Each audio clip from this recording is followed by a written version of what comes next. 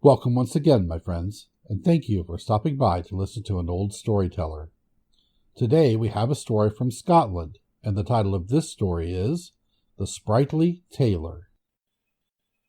A sprightly tailor was employed by the great MacDonald in his castle at Saddell in order to make the laird a pair of trews used in olden time, and trews being the vest and breeches united in one piece, and ornamented with fringes, yet were very comfortable, and suitable to be worn in walking or dancing.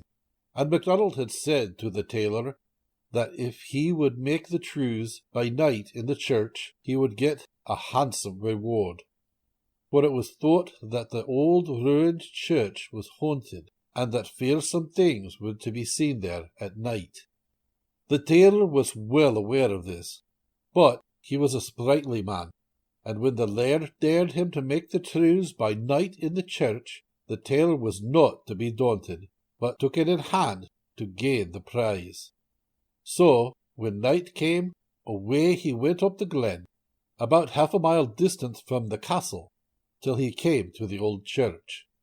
Then he chose him a nice gravestone for a seat, and he lighted his candle, and put on his thimble, and set to work at the trews, plying his needle nimbly, and thinking about the hire that the laird would have to give him. So for some time he got on pretty well, until he felt the floor all a tremble under his feet, and looking about him, but keeping his fingers at work, he saw the appearance of a great human head rising up through the stone pavement of the church, and when the head had risen above the surface, there came from it a great, great voice, and the voice said, "Do you see this great head of mine?" "I see that, but I will sew this," replied the sprightly tailor, and he stitched away at the trews. Then the head rose higher up through the pavement, until its neck appeared, and when its neck was shown, the thundering voice came again and said, "Do you see this great neck of mine?" "I see that, but I will sew this," said the sprightly tailor, and he stitched away at his trews. Then the head and neck rose higher still, until the great shoulders and chest were shown above the ground. And again the mighty voice thundered, "Do you see this great chest of mine?" And again the sprightly tailor replied, "I see that, but I will sew this," and stitched away at his trews. And still it kept rising through the pavement, until it shook a great pair of arms in the tailor's face, and said, "Do you see this great arms of mine?" "I see those, but I will sew this," and he stitched hard at his trews, for he knew he had no time to lose.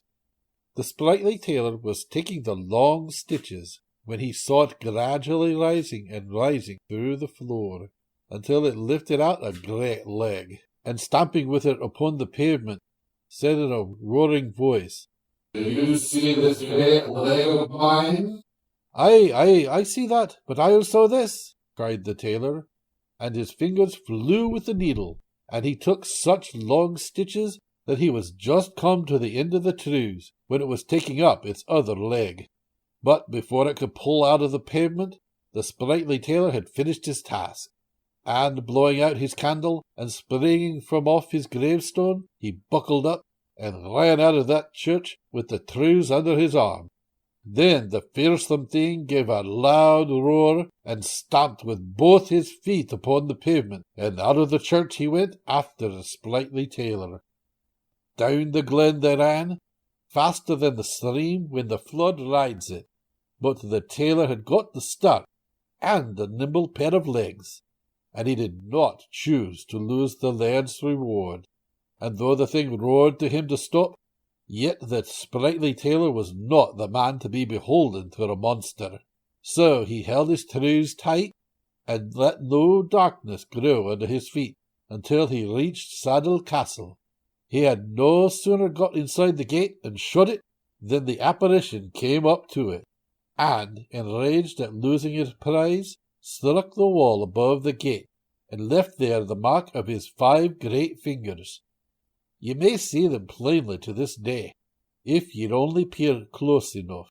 But the Sprightly Tailor gained his reward, for MacDonald paid him handsomely for the trews, and never discovered that a few of the stitches were somewhat long. Thank you once again for listening to this story. If you enjoyed this story, please press that like button. Also, please help an old storyteller out by subscribing to my channel. The next story will be posted in a few days, so until then, may your story continue to be a good one.